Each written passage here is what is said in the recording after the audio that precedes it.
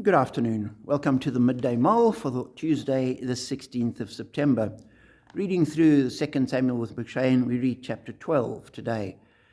David had committed adultery with Bathsheba, had Uriah killed and married her.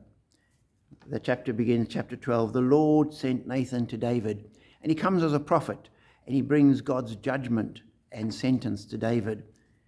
And he says to him, "Now therefore the sword will never depart from your house, because you've despised me and took the wife of Uriah the Hittite to be your own." And David hears what Nathan is saying, and he repents. Verse 13, then David said to Nathan, "I have sinned against the Lord." And Nathan replied, "The Lord has taken away your sin.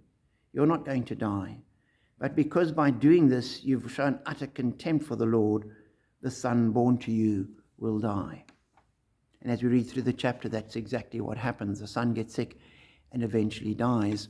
And as you read through the rest of the book, this warning that Uriah gave, that the sword will not depart from your house, plays out. And there's all sorts of problems within David's house, culminating in Absalom rising in rebellion against him.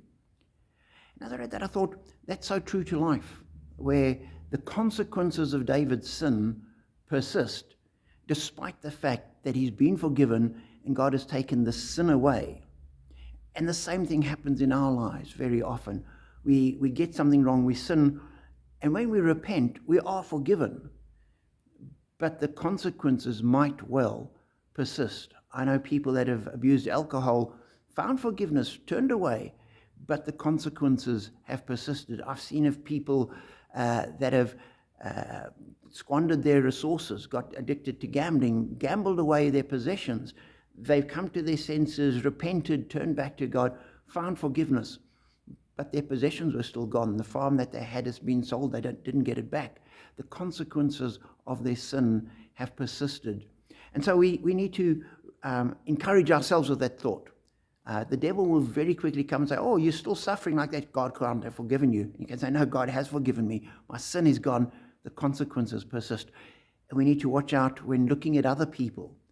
It's very easy to say, "Oh, look at what's going on in that person's life. God must be displeased. They can't have been forgiven." They may well, like David, have been forgiven, completely sin washed away, restored to a relationship with God, and then have to live with the consequences of their sin. So be encouraged that we're not dismayed and we're not depressed by our life circumstances, knowing God has promised he will forgive us when we repent. He does forgive us, and we just pray that we'll have strength to continue walking with him despite our circumstances. So know that as we listen to his voice, walk in his ways, he does hear us, and we are blessed.